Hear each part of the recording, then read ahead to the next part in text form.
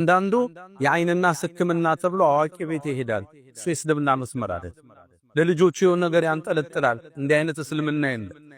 አረብ ሀገር ውስጥ ሰርግ ሲደረግ ሰርጉ እንዳበቃ ታዳሚዎቹ የጠጡበት ቡና ፍንጃሎቹ ተሰብስበው ያን ታጥቦ ልጅቱ እንድትታጠብበት ይደረጋል። ይሄ እስልምና አይደል።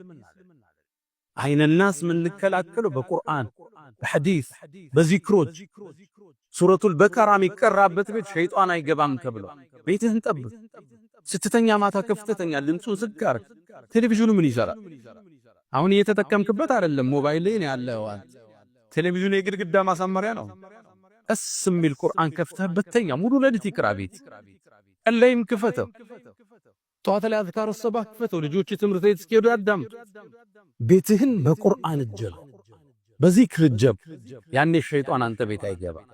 ስትቀመጥ ቢስሚላህ በል። ማን ተተክቶ እንደነበር አታውቀው።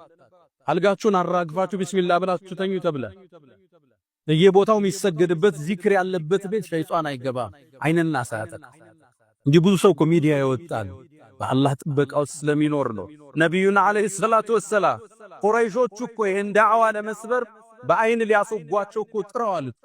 ወየካዱ الذين كفروا ليزلقونك بأبصارهم ረሱሉን ሲወጡ ጠብቀው በአይን ሊያጠቋቸው እኮ ጥረዋል።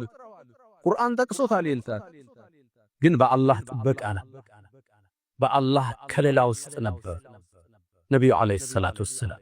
ዚክሩም ማብዛት ዱዓውም ማብዛት እሱን ካረግና አይንናሱ ሳይነካን ሲሕሩ ሳይጎዳን ጤነኛ ሆነን ቁርአኑን ይዘን ሐዲሱን ይዘን ከቤት ስትወጡ ዱዓ አርጋችሁ ስትገቡ ዱዓ አርጋችሁ መኪና ቢስሚላህ ስትነዱ ቢስሚላህ።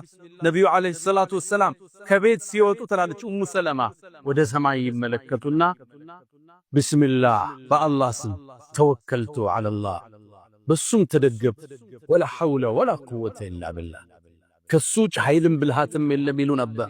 ወደ ሰማይ አማተረው ትላለች ኡሙ ሰለማ ሶሒህ ሐዲስ። እንዲህ ብለህ ከወጣ ሸይጣን አይቀርብ።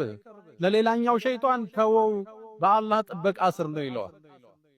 እስልምና ችግር ነግሮ መፍትሄውን ሰጠ። የተጠቀመ ስኬታማ ያመለጠው አዳለ። ሁሉን ያልነገሩን የለም ነብዩ አለይሂ ሰላቱ ወሰላም።